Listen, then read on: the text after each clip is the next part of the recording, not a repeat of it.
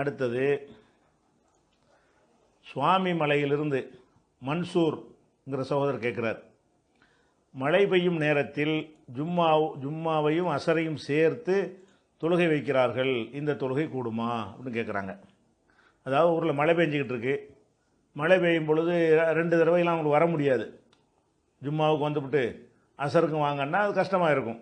அதனால் ஜும்மாவையும் அசரையும் சேர்த்து தொலை வைக்கிறாங்க, இந்த தொழுகை கூடுமா அப்படின்னு கேட்குறாங்க.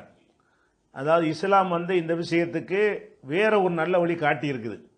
அப்படி காட்டி இருக்கும் பொழுது இது தேவையற்ற வேலை. இது ஜும்மாவையும் அசரையும் சேர்த்து தொழுகிறதுங்கிறது ஒரு தேவையற்ற வேலை.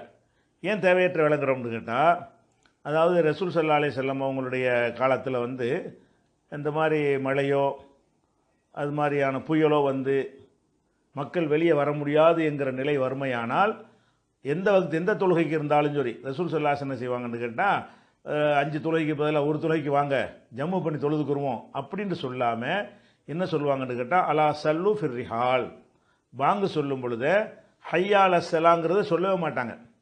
அதாவது அல்லாஹ் அக்பர் அல்லாஹ் சொல்லிட்டு வரும்போது பாங்கு சொல்கிறோம்ல, அதில் ஹையால் அஸ்ஸலான்னு வரும், தொழுகைக்கு வாருங்கள், அதை கட் பண்ணிடணும். தொழுகைக்கு வாருங்கள்ங்கிற வார்த்தையை எடுத்துவிட்டு அலா சல்லு ஃபிர் ரிஹால்னு தான் பாங்கே சொல்லணும். அறிந்து கொள்ளுங்கள், உங்கள் வீடு இருப்பிடங்களிலே தொழுது கொள்ளுங்கள், வராதிங்கன்னா கொஞ்சம் நல்லா இருக்காதுல்ல அந்த வார்த்தை, அதுக்காண்டி இப்படி சொல்லப்படுது. ஐயா தொழுகைக்கு வாருங்கள்னு சொல்லி தொழுகைக்கு வராதீர்கள்னா அது ஒரு நல்ல கேட்கறதுக்கு நல்லா இல்லை. அதுக்காக ரசூல் ஸல்லல்லாஹு அலைஹி வஸல்லம் என்ன செய்கிறாங்கன்னா அழகான சொல்ல கற்றுத்தர்றாங்க. அலா சல்லு ஃபிர் ரிஹால், அறிந்து கொள்ளுங்கள், நீங்கள் எல்லாரும் உங்கள் இருப்பிடங்களில் தொழுது கொள்ளுங்கள். அப்போ மழையாக இருக்கும்போது இது நீங்கள் புகாரியில் 6666 வெறும் 666 அந்த ஹதீஸில் இருக்கிறது. முஸ்லீம்லேயும் அது மாதிரி இருக்கிறது, நிறைய நூல்களில் இருக்கிறது. அப்போ இது மாதிரி ஒரு சம்பவத்தில் புகாரில் 901 வருது. இப்னு அப்பாஸ் ஒரு மழை நேரம் இப்னு அப்பாஸ் முஅத்தின்ட்ட சொல்கிறாங்க, என்ன சொல்கிறாங்கன்னு கேட்டால், நீ அஷ்ஹது அன்ன முஹம்மது ரசூலுல்லாஹ் சொல்லிவிட்டால் ஃபலா தகுல் ஹய்யால ஸலா, அதுக்கு பிறகு ஹய்யால ஸலா சொல்லிராத, குல் நீ சொல்லு சல்லு ஃபி புயூத்திக்கும், உங்கள் வீடுகளில் தொழுதுங்கன்னு சொல்லு. மோதினாரை யார் இப்னு அப்பாஸ் மோதினாரை கூப்பிட்டு இந்த மாதிரி மழையாக இருக்குது, நீ பாட்டுக்கு எல்லாத்தையும் வர சொல்லிவிடாத, அஷ்ஹது அன்ன முஹம்மது ரசூலுல்லாஹ் சொன்ன உடனே ஃபலா தகுல் ஹய்யால ஸலா, ஹய்யால ஸலா சொல்லிராத, வேற என்ன சொல்லணும், குல் சல்லு ஃபி புயூத்திக்கும்னு சொல்லு, உங்கள் வீடுகளில் தொழுங்கள் அப்படின்னு சொல்லிடு. இதை சொன்னவுடனே இது என்னைக்காவது அந்த மாதிரி ஏற்படும். இது அறியாத மக்கள் என்ன செய்கிறாங்க, வித்தியாசம் பார்க்குறாங்க, என்ன மார்க்கத்தை விளையாடுறா இருந்தாலும் புதுசாக சொல்கிறாருன்னு சொல்லி. ஏன்னா அந்த மாதிரி டெய்லி மழை பெய்யாத நம்ம நாடு மாதிரிலாம் கிடையாது. 2 வருஷம் 3 வருஷம் கூட மழை பெய்யும். இந்த மழையினால் ஒரு அறிவிப்பு செஞ்சுருந்தா கூட எல்லா மக்களுக்கும் அந்த மெசேஜ் போய் சேர்ந்துருக்காது. புதிய மக்கள் என்ன செய்கிறாங்கன்னா, இப்போ அண்ணன் நாச இஸ்தன்குரு மக்கள்லாம் இதை வெறுக்கிறாங்க, என்ன இவர் வாங்க தொழுகைக்கு வராதிங்கன்னு சொல்கிறாரு அப்படின்னு சொல்லி. அப்போ இப்னு அப்பாஸ் சொல்கிறாங்க, ஃபஅலஹு மன் ஹுவ ஹைரு மின்னி, என்னை விட சிறந்தவர் இதை செய்திருக்கிறார். ரசூலுல்லாஹ் சொல்கிறாரு, நான் சொன்னதுக்கு என்னை கேள்வி கேட்குறீங்க, என்னை விட சிறந்தவர் இதை செய்திருக்கிறார். இன்னல் ஜும்மாத்த அசுமத்துன், ஜும்மாங்கிறது கட்டாய கடமை தான்.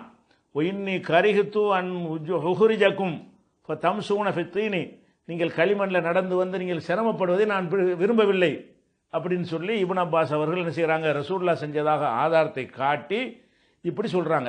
புகாரி 901. அப்போ இது குறித்து ஆர்டிக்கலும் இருக்குது, தனியாக போட்டுருவோம். இந்த மழை நேரத்தில் எப்படி தொழுவதுங்கிறதுக்கு கட்டுரை இருக்குது, online.net இருக்கிறது. இந்த முகநூல் பேஜ்லேயும் அதை நைட்டு போட்டு விட்ருவோம். இப்போ பிரச்சனை என்னென்னு கேட்டால், மழை நேரத்தில் எதுக்காக நீங்கள் லோரை அசனை ஜும்மா வயசனை சேர்த்து ஜம்மு பண்ணுறீங்க? ஜும்மாவுக்கும் வர வேண்டியதில்லை, அசர் வரைக்கும் மழை இருந்தால் அசருக்கும் வர வேண்டியதில்லை, மகரிபுக்குள்ளேயும் மழையாக இருந்தால் மகரிபுக்கும் வர வேண்டியதில்லை, இஷாவுலேயும் மழையாக இருந்தால் இஷாவுக்கு வர வேண்டியதில்லை. எல்லாரும் பாங்க என்னது வீட்டில் தொழுவுங்கன்னு தான், மழை விட்டுட்டு வந்துட்டு போகிறாங்க. அல்லாஹ்வுடைய ரசூல் சலுகை கொடுத்துருக்கும் போது மழைக்கா நீங்கள் புது சலுகையாக கொடுக்குறீங்க. இந்த சலுகை எப்படி இருக்குன்னு கேட்டால், வர வச்சு கண்டிப்பாக ஒன்றுக்கு தான் ஆகணும், ஜும்மாவுக்காக ஆகணும், அசர் கஷ்டமாக இருக்கும், சேர்த்து தொழுவுங்கன்னா அது நீங்களாக கொடுக்குற ஒரு சலுகையாகும். மக்கள் அல்லாஹ்வுடைய ரசூல் இதுக்கு மேற்பட்ட ஒரு சலுகையை நமக்கு தந்திருக்கும் பொழுது இப்படி அவங்க செய்யக்கூடாது. மழை நேரம்னா வீட்டில் தொழுவுங்கன்னு தான் அறிவிக்கணும். மழைன்னா என்ன மழை, தூரலுக்குலாம் இல்லை, நமக்கே தெரியும் எந்த மழைக்கு வர முடியும் எந்த மழைக்கு வர முடியாது மக்களுக்கு அப்படின்னு நமக்கே தெரியும். நம்ம அனலைஸ் பண்ணி இந்த மலைக்கு மக்கள் வர சொல்கிறது நல்லது இல்லை அப்படின்னு நமக்கு தெரியும் பொழுது, நீங்கள் யாரும் வர வேண்டாம், வீடுகளில் தொழுது கொள்ளுங்கள், பள்ளியாசலில் இருக்கிறவங்க பள்ளியாசல் தொழுதுக்குருவாங்க. அப்போ அந்த மாதிரியானது தான் சட்டமே தவிர, மழை நேரத்தில் 2 தொழுகைகளை சேர்த்து தொழுகிறதுங்கிறது கிடையாது. மழை நேரத்தில் ஜமாத்து வந்து அவசியமே கிடையாது. அதான் இதுலேருந்து விளங்குறது.